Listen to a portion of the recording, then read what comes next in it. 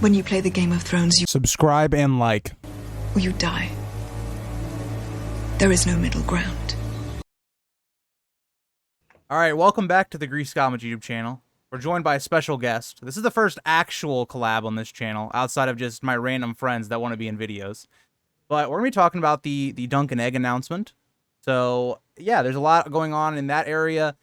House of the Dragon. We might have two shows at the same time, which would be pretty cool. But yeah, so thank you for House of Stag coming on, and yeah, how are you doing, man? We've had some issues before this recording, Don't worry. but Been there yeah, before. yes, Yeah, man. Thank you for having me, man. of course, Always great to talk to you. of course. And I wanted to start this off with just what are your you first see this news happen. What's your first, I guess, emotion when you saw it happen? Just pure joy and happiness. Your joy. And man, I've been talking about this for years, about this exact show, and that is my number one dream show. Having House of the Dragon and the approximately 500 different shows that they're developing. It's all neat. It's all cool. Snow is like whatever for me. Yeah. But Dunk and Egg, that really has me. That really has me hyped, and I hope it's gonna be well made. See, I think what you're feeling is how I felt when they announced House of the Dragon. Because, House of the Dragon for me was like my Christmas. I was like, oh, Dance of the Dragons. When that first came out and it was, announced, I was, just deep into doing, a bunch of Dance of the Dragons content, and I was super happy about that. And Dunk and Egg, to me, is... I'm really happy that they're doing a show on it, because I think it really fits a TV show well. Just the actual story and what's going on. Now, one thing I will say that we are probably going to talk about in this video is I feel like, two different outlooks on this announcement. I think some people are like you, that are, super happy. And there's other people that are like, yeah, I would rather have just, George focus on wins, or other ideas like Dunk and Eggs maybe not as popular as some of the other stuff, or it's much different from Game of Thrones or House of the Dragon, which I think is all fair, but I think Dunk and Egg is its own different thing, I guess. But that's gonna kind of lead me to my first topic. Do you think this show, and George saying that he's gonna heavily be involved in writing and helping the show, do you think that affects if we're gonna get Winds of Winter? That is the thing. And George just put out a brand new blog post. And in that blog post, he said that he would have to write way more Dunk and Egg novellas, more tales, in between Winds of Winter, A Dream of Spring, and Fire and Blood Volume 2. So you just know that's probably not going to happen. Yep. Yeah. In my mind, George is using the show to finish the Dunk and Egg tales. Yep. I doubt that he's delusional enough to think that he can write 4 or 5 more Dunk and Egg tales, Fire and Blood, A Dream of Spring, and Winds of Winter. I think he knows, and I think Ira Parker, Ryan Condal, those people, these three were very close when it's even before House of the Dragon. They wanted to do Dunk and Egg, and I think they are going to tell his story. And I don't think he is an actual writer in the sense that he was in some episodes for Game of Thrones, because he once said, and this was during the time of season 5, I believe, when he finished with Game of Thrones, when he never did any episodes again. He said that he takes around 3 weeks or 3 to 4 weeks for one episode script. So wow. Dunk and Egg is supposedly getting 6 episodes for the very first season. Okay. And yeah, that would be 6 months. And I don't think he's going to take that much time off for Winds. I agree. I think he will be more of in a role of just kind of looking at what they're doing and going, yeah, okay, this makes sense, I approve, or maybe giving criticism here, what maybe they could do differently.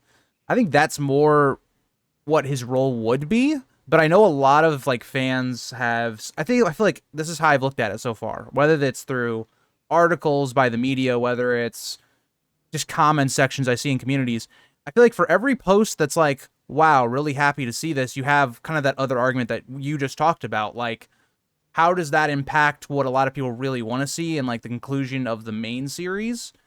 And I think that is a legitimate concern. And it's that blog post that I haven't even seen yet Mm. is it's interesting to note that like he is going to have to make more novellas or he's going to have to do Fire and Blood Part 2.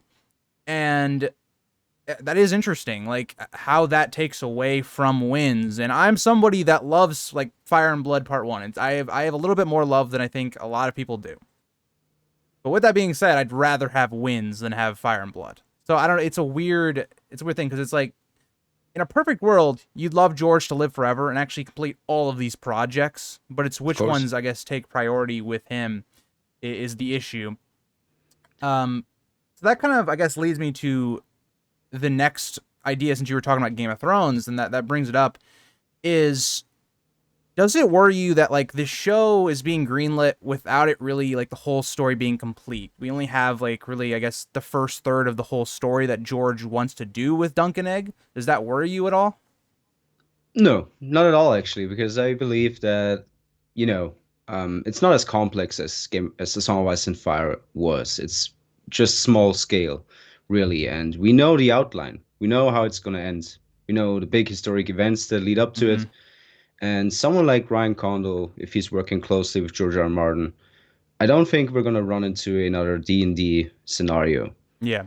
And I would actually love to have spend more time with these characters than what we have. You know, the Hedge Knight. Apparently, that's gonna be dragged out for 6 episodes, which Really? is a long time. It's Yeah. a lot for what we have.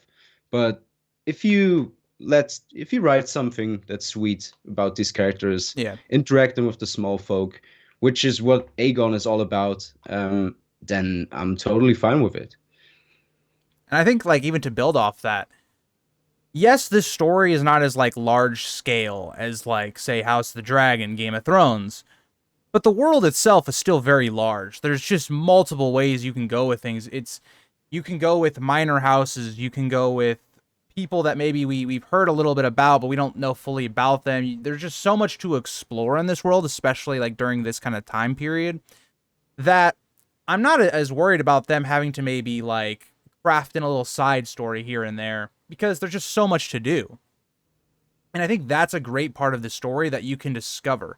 Because in stories like House of the Dragon, Game of Thrones, you don't have time to do that. You're very much focused in on who are the big players, and there's like 10 different plot lines going on. Dunk and Egg, it's very centralized, and that's something that one of my friends, he literally messaged me today, like talking about it, and I'm like, this is a very different show slash idea from House of the Dragon, where you just have really two main characters and their adventures. So I think it'd be interesting if they did expand upon the works because we know there are like kind of time skips in between like each of the novellas. So in that area right there, you could add just some context like in between or go off of past accounts that we hear either from Dunk or what they did during that time. So yeah, I think I'm not as worried like about this show, for instance, not being completed No. or something like that. But I think that is something some people have worried about because of how season 8 has And affected the fair. Game of And Thrones fair. universe. Yeah. I mean, that's fair. It's also fair to say that, oh my God, this is putting off George from working on the Yeah. Winds of Winter. I think that's all fair, but I think this is the wrong show to worry about. Yeah. If you worry about changes and making shit up and stuff, then the Jon Snow sequel should be Mhm. what you're talking about. Yeah, there's so much to uncover. That is the show where you can do what Game of Thrones didn't do. Game of Thrones a lot Yeah. of the times didn't bother with what A Song of Ice and Fire's themes are about. Mhm.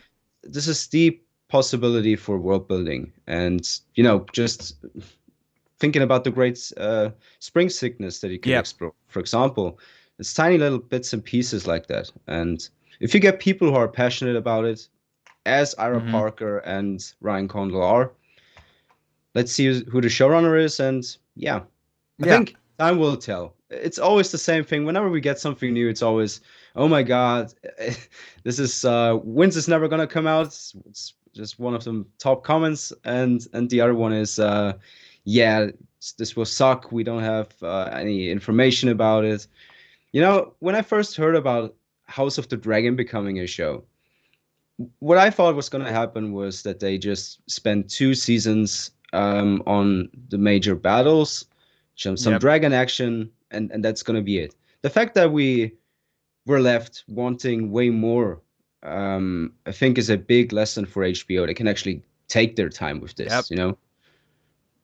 That's the thing, and I think I wrote this down on some of my notes about the show. Is that I think the timing of which they're going to try and develop the show is perfect. Because if they had tried to do Dunk and Egg as the first thing off of Game of Thrones, I don't know if it would have worked. Because, like we've talked about, the scale is a bit smaller, and I think people needed something that was like big, like the heights are really like high to get them back into the world. So I think announcing this right off of the successes of House of the Dragon season 1 is a perfect move. Because it's like now people want more and they see, oh, Dunkin' Egg is getting really slow. Let me check that out. And whereas maybe if it had come off Game of Thrones, it wouldn't have done so well. I don't know if you agree with that or not, but that's kind of how I I see it. do. I do, yeah. Yeah, you gotta pull the people back in and show them what they're familiar with. And the broader audience is there for the action, you know? Yeah. We get a lot of action in Dunk and Egg, and eventually we're gonna get to the Blackfire rebellions, and you know, tourneys are very eventful, but it's not a apocalypse, you know. So Yeah. But something I did like that you noted in your video that you put on your community page, was it yesterday? That this if yeah, I think so. this show, if it does well, like it opens up the door to like so many other things you could do, like the first Blackfire Rebellion. That's a Mm, super interesting idea to mm. do.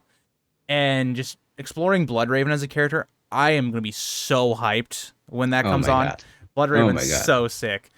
But yeah, that's just gonna be amazing. There's some really interesting elements that I can't wait for them to be able to explore on this show that really haven't in Game of Thrones or House of the Dragon because of other things going on. So, with that being said, I had another point, but you kind of already like answered it. I was gonna Mm. like ask you, how do you think like the three novellas like will be handled as in like season structure? But you already said like basically one of the first novella is gonna be like the first season. I was Yeah, interested how they George were gonna do that.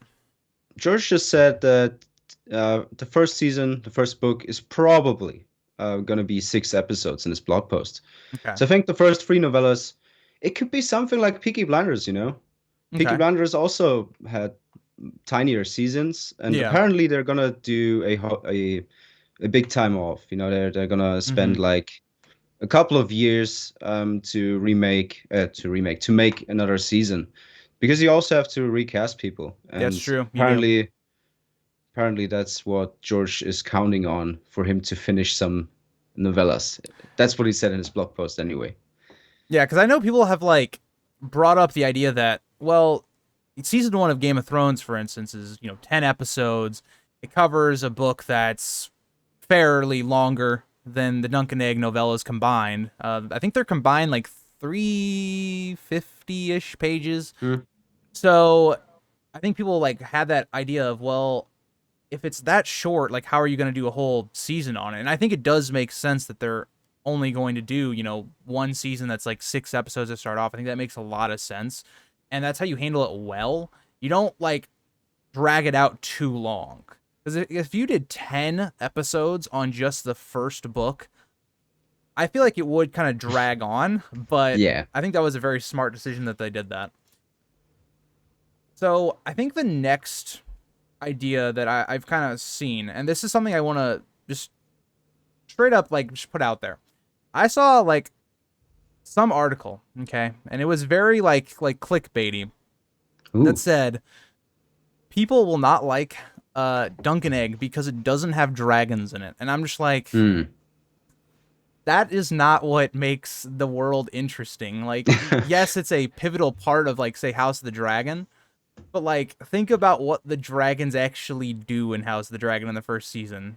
Like they're not like a major part of it in the first season. Like at the end, kind of, yeah. And I know the implications of the dragons are like heavy on the series, but a lot of it is more of people's interactions and the political maneuvering and all of that type of stuff that I think is far more interesting than the dragons. I mean, hell, Game of Thrones, Daenerys didn't have dragons in the first season, and people still loved season one. So I mean, to whoever wrote this article, just rewatch House of the Dragon season one and think about what people complained about. It yeah, wasn't the dragons, it was that we didn't get to spend as much time with certain characters as we would hoped to get. And yeah, people are there for the complexity. I think that is something that HBO hopefully realized.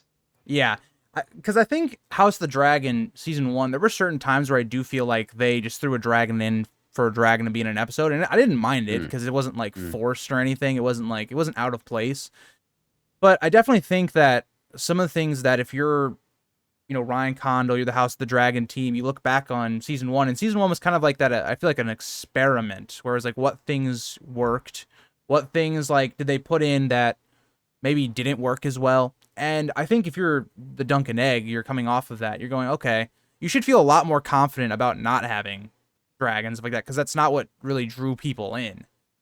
But that kind Yeah. of leads me into like the idea of there's been this idea that Dunkin' Egg might not be so successful because it isn't on the like heights of Game of Thrones of the dance or the Dance of the Dragons. It doesn't have maybe I guess the stakes, because a lot of the times it is lowered stakes, but it's still compelling even though it's lower stakes. I guess that's what some people have maybe complained about with the show and maybe saying that it won't do as well. I mean, time will tell, but HBO is a PR machine, you know? They're I gonna agree. do 20 million trailers. They're gonna talk about it everywhere. They're gonna slit it down our throats Yeah. with 2 billion teasers, and Yep. people will watch it just like they did with House of the Dragon. I agree. I think we're past that. I think we're past that. I agree. I think people. I feel like just in today, as a society, people are not willing to be like taking a middle ground. It's either you're on one extreme or the other extreme. You're not Yeah, like yeah. that's what I see everywhere from the media, and I know like that's especially like covering like House of the Dragon, Game Oh of my God. Thrones. It's got to be all the way over here or all the way over here, and I just think like just look at it like logically or critically. I mean, Yes, yes, y- man. Thank you. The amount of times that I got called a shill during my House of the Dragon coverage, or the other way around, where I was a hater, I hate yep, everything because I yep, complained about the rainy scene and Kristen Cole not facing any consequences. I immediately hated everything, even though I gave it like a 7 out of 10 or something. mm-hmm, Like people always, yeah, just like you said, it's always extremes. It's never in the middle. You yep. can't bring something up without provoking some random stranger on the internet. But Oh no, I agree. Like I did a House of the Dragon video yesterday and I did a stream and it just reminded me doing that like how much it's like I have to preference I like the show and I mm. want it to be really good, but I do have criticism of it. Mm. And I think that's something that it's so hard and that's something I love about my community, especially on streams, that we're able to like talk about things like critically. Mm. It's not and sometimes I get my mind changed like certain things within House of the Dragon. When I first saw it, like I was a huge like didn't like that Aemond on accident kills Hmm. Luke. I was not a big fan of that. I've kind of come around to it more like interacting with people and different opinions on it. So I think that's one of the great parts of this story is that George R. R. Martin has written a world where there is no real like right answer in a lot of like situations that you can talk about some things. You're not always gonna agree. That's something I love about this world. Yeah, especially with the Dance of the Dragons. Yeah, It's already split up into both fractions, greens and blacks. And if you don't choose, that's even more awesome. And I don't choose yeah. between both of them. I'm just here for Targaryens killing each other. Oh, so you're committing treason because you have to No, be I'm Team Team Black. Smallfolk. I'm Team Smallfolk. Oh, screw the small folk. Oh, small folk are gonna be in it for it next season. Oh well, they were already getting butchered, but Yeah, that's true. let's not let's not get into that Yeah, again. that's fair. Well, I don't have anything else that I have written down about Dunkin' Egg. Is there anything else you want to discuss before we wrap this one up? Not really. I just hope it's gonna be good, and I have faith in it. You know, Yeah, I we will think. wait and see how many people are involved and who they cast Yeah, and stuff like that. It's gonna be interesting to find someone that is tall enough to play Dunk. yeah, that'll be Um, interesting. but again, it's so small scale, and you have George involved. I think this is the show, and again, this is the show that I've always wanted, and I'm very happy Yeah, that it got announced. I am happy as well.